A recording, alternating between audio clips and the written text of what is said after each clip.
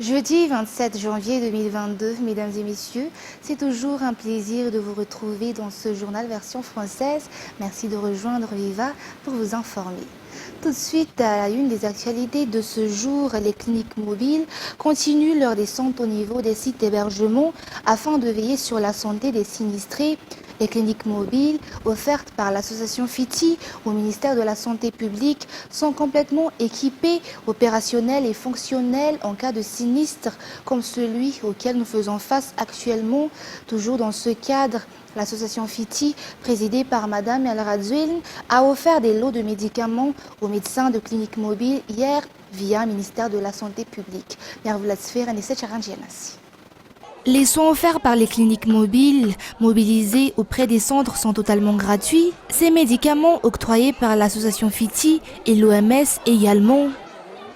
Des dons qui sont d'une importance capitale pour le ministère de la Santé publique, d'après le directeur du cabinet du ministère. Cela entre également dans la politique de l'État actuel pour se rapprocher de la population, conformément aux consignes du président de la République. À titre de rappel, en ce temps de sinistre, les cliniques mobiles font quotidiennement la tournée des sites d'hébergement des sinistrés. Mis à part les consultations médicales, les agents de santé au sein de ces cliniques mobiles sensibilisent également sur le planning familial et pour le test de malnutrition pour les enfants dénutris. Les femmes députées sont également venues en aide aux sinistrés du cyclone Anna, une aide qui a commencé ce jour au 2e arrondissement où 600 personnes ont pu bénéficier de vivres, de couvertures et divers accessoires. Ces aides se poursuivront dans les autres circonscriptions sinistrées de la capitale. Anela Martina et Nzara Ranjiansu. Les Fouktans d'Andouan-Manchsez, d'Ambouipou et d'Amboulkanjn comptent au total 600 sinistrés dont les maisons ont été endommagées par le cyclone.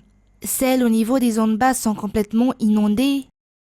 Les femmes députées, sous la conduite de la présidente de l'Assemblée nationale, leur sont venues en aide à travers la donation de vivres, de couvertures et de divers accessoires utiles en période de sinistre, comme du savon. Les enfants ont eu droit à des biscuits. L'heure n'est plus aux critiques et aux conflits, mais à l'action, a souligné la présidente de l'Assemblée nationale. Cette action va se poursuivre dans les autres sites d'hébergement de la région Analamang, selon les explications. Suite aux plaintes reçues par la brigade féminine de proximité concernant des cas de violence au niveau des sites d'hébergement de la ville, la BFP ou brigade féminine de proximité est descendue auprès des 25 sites pour recueillir les plaintes des sinistrés. Ces derniers ont également sensibilisé sur la violence basée sur le genre. La BFP les a également encouragés à directement dénoncer les actes de violence. La brigade féminine de proximité au sein de la police nationale reçoit environ une quinzaine de plaintes quotidiennement de la part des sinistrés via le numéro vert 813. La brigade féminine de proximité est donc descendue au niveau des sites d'hébergement depuis mardi sur ces plaintes, mais également pour les sensibiliser sur les actions à entreprendre en cas de violence. Les sites d'évacuation des 67 hectares d'Ankourndjan, un Boutsir, un Kassen, un Tanmin, un Doutapé n'a qu'on pu bénéficier de cette descente. La brigade féminine de proximité prévoit de visiter tous les sites jusqu'à la fin de la semaine. La violence se manifeste non seulement par des actes physiques, mais elle est aussi mentale, rappelle la brigade féminine de proximité. 1000 tonnes de riz Vartins en provenance de Tuléar sont arrivées à Antananarive pour ravitailler les marchés de la capitale et ses environs. L'équipe du ministère de l'Industrialisation, du Commerce et de la Consommation dirigée par Edgar Zafnjava réaffirme son engagement pour assurer l'approvisionnement des produits de première nécessité dans la capitale suite aux intempéries de ces derniers jours. Anena Martina et Nzara Ranjiansu. 1000 tonnes de Vartins qui ont débarqué à Tuléar sont arrivés à Antananarive afin de ravitailler les marchés de la capitale et ses environs. Cette initiative a été prise étant donné l'état de la route nationale numéro 2 reliant Antananarive et Thomas. Le ministre Edgar Zafnjava a visité le hangar d'entreposage du riz 6 au Fassan Karan. Ce lieu peut stocker jusqu'à 5000 tonnes de riz. Le ministre a tenu à rassurer la population sur la suffisance des stocks de vaccins pour toute l'île. Nous n'avons à craindre aucune rupture de stock, a-t-il affirmé hier. En outre, 25 000 tonnes de riz importés viennent récemment d'arriver au port de Thomas. Le pont Bélé récemment installé à Mooramang permettra l'acheminement rapide des marchandises vers Antananarivo et vers les autres régions, a-t-il précisé.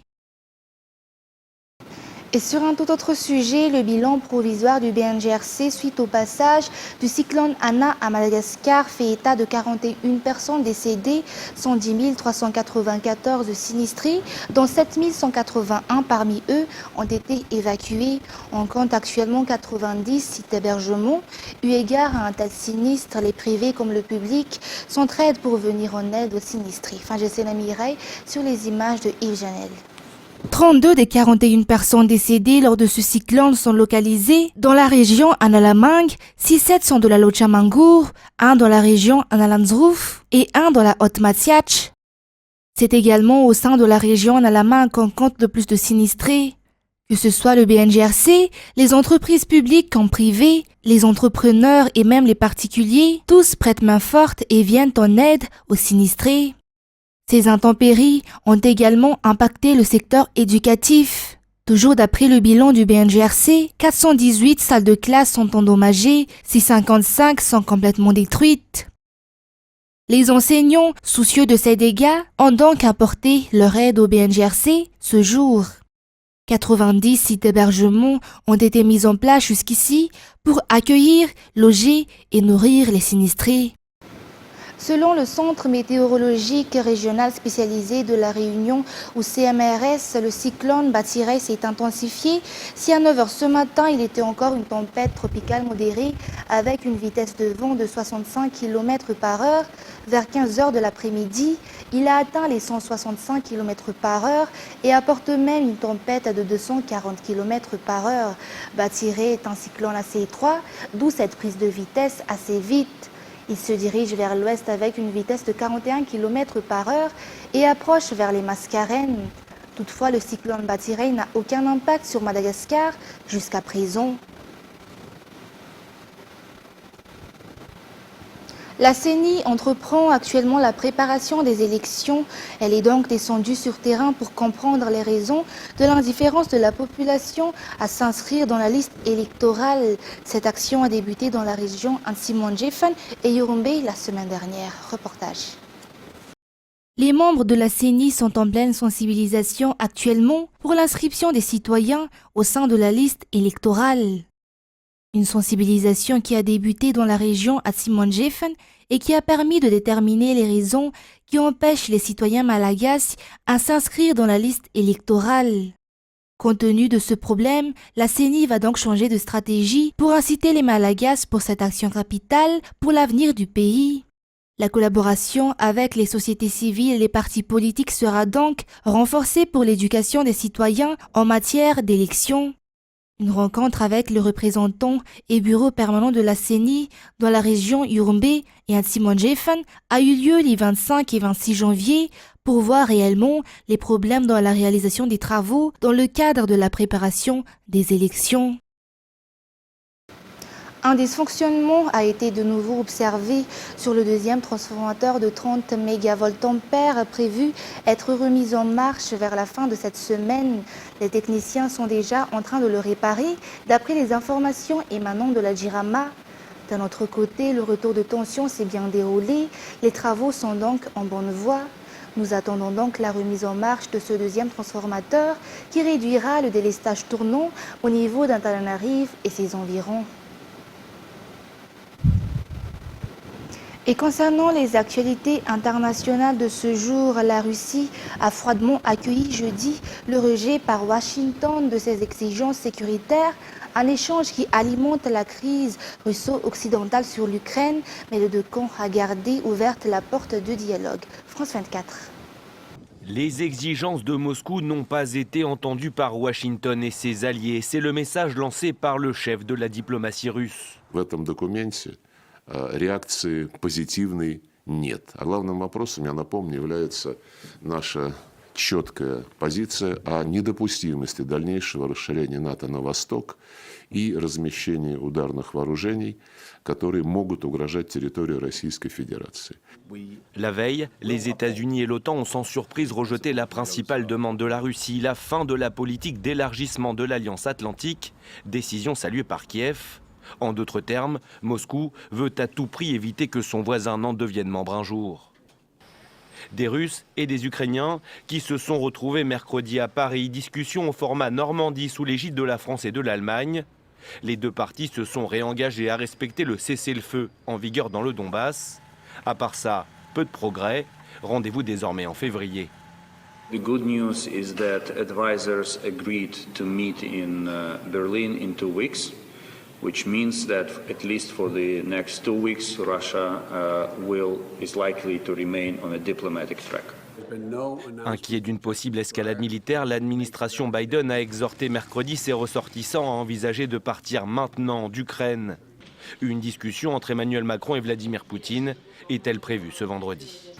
La présidente élue du Honduras, Xiomara Castro, doit prendre ses fonctions jeudi alors que l'incertitude règne encore quelques heures avant sur la présidence du Parlement pour la durée de son mandat de 4 ans. Toujours un reportage de France 24. Elle a été élue haut la main avec la promesse de s'attaquer aux maux qui minent son pays.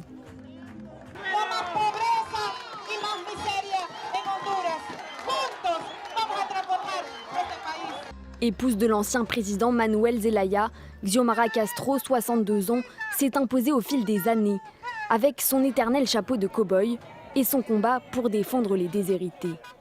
Elle se réclame d'un socialisme démocratique à la hondurienne. Mais sa présidence est déjà mise en péril par une crise institutionnelle majeure. Vendredi, une vingtaine de députés de son propre parti, Libre, a refusé d'élire à la tête du Parlement le candidat qu'elle avait choisi. Le leader d'un autre parti de gauche dont le soutien a été déterminant pour remporter la présidentielle. Les députés dissidents se sont alliés avec le parti de droite du président sortant et les factions rivales ont chacune élu leur propre président à la tête de 2 parlements concurrents. Une situation inédite qui met en péril l'investiture de Xiomara Castro. Elle doit prêter serment devant le président du Parlement en présence d'invités prestigieux comme le roi d'Espagne ou la vice-présidente américaine Kamala Harris. Cette crise politique législative doit être résolue d'une manière ou d'une autre. Sinon, s'il décide de légiférer à travers les 2 congrès, cela créera un vide juridique dans le pays. Cela entraverait le processus du mandat de la présidente Xiomara Castro parce qu'elle n'aurait pas une approbation légitime au Congrès national. Des négociations sont en cours pour résoudre la crise. Xiomara Castro a proposé aux députés élus à la tête du Parlement dissident un poste important au sein de son gouvernement. La Confédération africaine de football, ou la CAF, a délocalisé en catastrophe un quart de finale de la Coupe d'Afrique des Nations et exigé du Cameroun une enquête approfondie mardi au lendemain de la bousculade qui a fait 8 morts à l'entrée du grand stade d'Olembe de Yaoundé. France 24. Il est revenu sur les lieux du drame à la recherche de ses lunettes et de sa carte d'identité perdue dans la bousculade. Louis Yengongomo a tout vu. Il était là lundi devant le stade d'Olembe, juste avant le coup d'envoi de Cameroun-Comores. Le contrôle des billets et du pass sanitaire se déroule sans accroc avant ce mouvement de foule meurtrier. Des dizaines de personnes sont alors piétinées. Il y avait tellement de pression de gens par rapport aux tests qu'il fallait passer, contrôle et tout. C'est dramatique, c'est pas facile. Parce que quand je vois les gens mourir, bon, moi ça me fait mal, ça me fait très mal. Dépassés, les forces de sécurité et le personnel médical ne peuvent que constater les dégâts. 8 morts, dont un enfant et une 50aine de blessés. Ce mardi, la Confédération africaine de football a tenu une réunion de crise. Première décision, le quart de finale de dimanche prévu à Olembe se jouera dans un autre stade de Yaoundé. On cherche désormais les responsables. Si la porte était restée ouverte, nous ne serions pas confrontés à ce drame. Des gens n'auraient pas perdu la vie à cet endroit. Qui a fermé cette porte? Qui est responsable de sa fermeture? Une tragédie dont se serait bien passée la CAF déjà sous le feu des critiques. Problèmes de pelouse, d'arbitrage, protocole Covid qui change en pleine compétition. L'organisation de cette Coupe d'Afrique des Nations laisse à désirer. Une 33e édition de la CAN à jamais endeuillée. C'est également avec ce reportage que nous terminons l'édition d'aujourd'hui. Tout de suite après cette édition, vous avez rendez-vous avec votre série Revenge. Et quant à moi, je vous donne rendez-vous pour demain pour de nouvelles informations.